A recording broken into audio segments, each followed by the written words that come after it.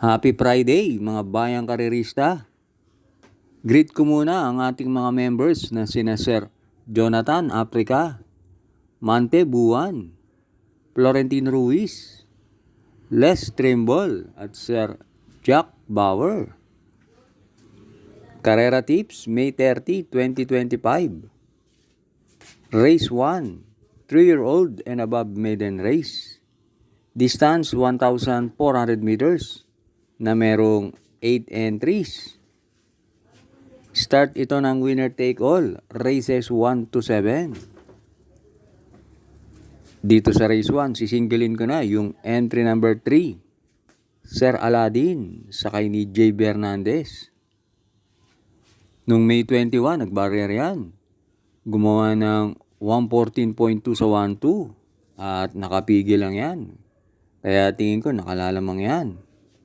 At kung pipili ng pamorkas, sa tingin ko yung 8, Easy Goal Lucky. Kaya dito sa race 1, solo 3, Sir Aladdin.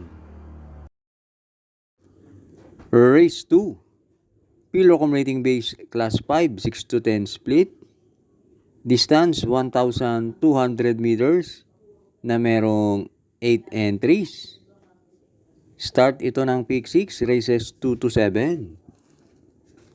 Dito sa race 2, pampremera ko yung entry number 2, King Hans, sakay ni J. Bernandez. Last run, nanalo yan. Tinalo niya si Cherubim. At panigundo ko yung entry number 5, French Leather, sakay ni J.B. Ponce. Lately, magaganda rin ang tinatakbo niyan. At last run, nasigundo yan sa isang 1,400 meter race. Kaya dito sa race 2, pampremera 2, King Hans. Panigundo 5, French Leather. Race 3, Pilocom Rating Base Class 4, 22 to 27. Distance 1,200 meters na merong 8 entries. Start ito ng Peak 5, races 3 to 7. Dito sa race 3, pampremera ko yung entry number 4, Added Haha, sakay ni Jampo Leguse. Last run, nanalo yan sa isang 1,200 meter race at gumawa ng 112.5. At panigundo ko yung entry number 6, War Chief, sakay ni Mark Alvarez. Yan si War Chief, may isang bigla yan. At last run, nanalo yan. Tinalo niya si Morning After. Kaya dito sa race 3, pampremera 4, Added Haha. Panigundo 6, War Chief. Race 4, Pilocom Rating Base Class 5 with 5 points. Distance 1,200 meters na merong 8 entries.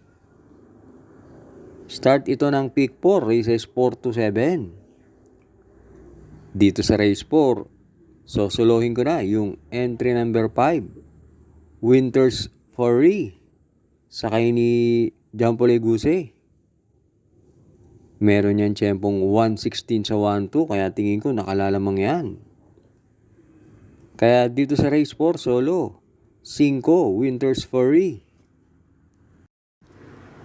Huwag na huwag pong kakalimutan mag-like and subscribe. At maraming salamat sa inyong mga comments. Race 5 na tayo.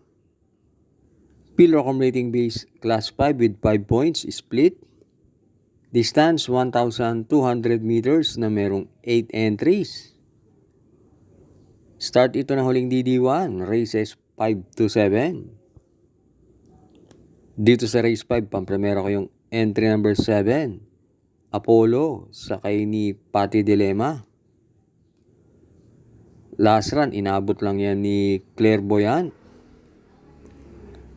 At panigundo ko yung entry number 4, Footloose, sakay ni IL Aguila. Nandun din yan sa karera nila Clairvoyant Apollo. na pang-apat yan, si Footloose. At pang-tercero ko yung entry number 8, Blue Mist, sakay ni CL Advincula.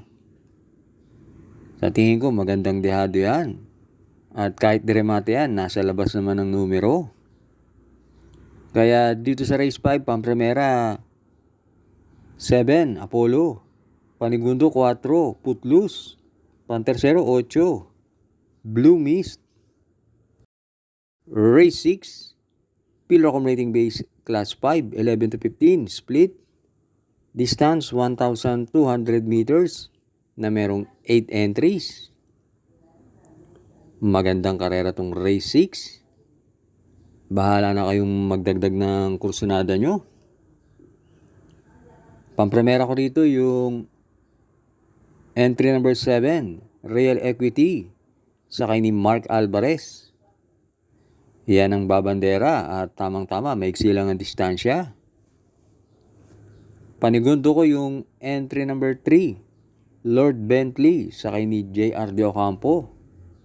Meron yan 114.2 sa 1-2. At pantersero ko yung entry number 1, Tugatog, sakay ni Jan Alvin Guse. Medyo hindi nga lang consistent yung kabayo na yan. Pero isa yan sa may best time. Kaya dito sa race 6, pampremera 7, Real Equity. Panigundo 3, Lord Bentley. Pantersero 1, Tugatog. Last race na tayo, race 7. Pillar Accumulating Base Class 5, 6 to 10 split. Distance 1,200 meters na merong 8 entries. Dito sa race 7, pampremera ko yung entry number 7, California King, sakay ni JT Pabilik. Maganda ang panalo niya noong May 18. Gumawa ng 129.6.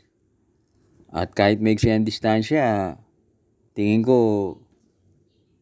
malaking panalo niya dahil nasa labas naman ng numero. Panigundo ko yung entry number 2, Iris, sakay ni J.A. Pastoral. Sa karerang to, wala masyadong matulin. Yan si Iris, pag inilaban yan, siguradong bandera yan. Kaya dito sa race 7, pampremera 7, California King. Panigundo 2, Iris. Thanks for watching. Lalong-lalo na sa mga laging nakasubaybay.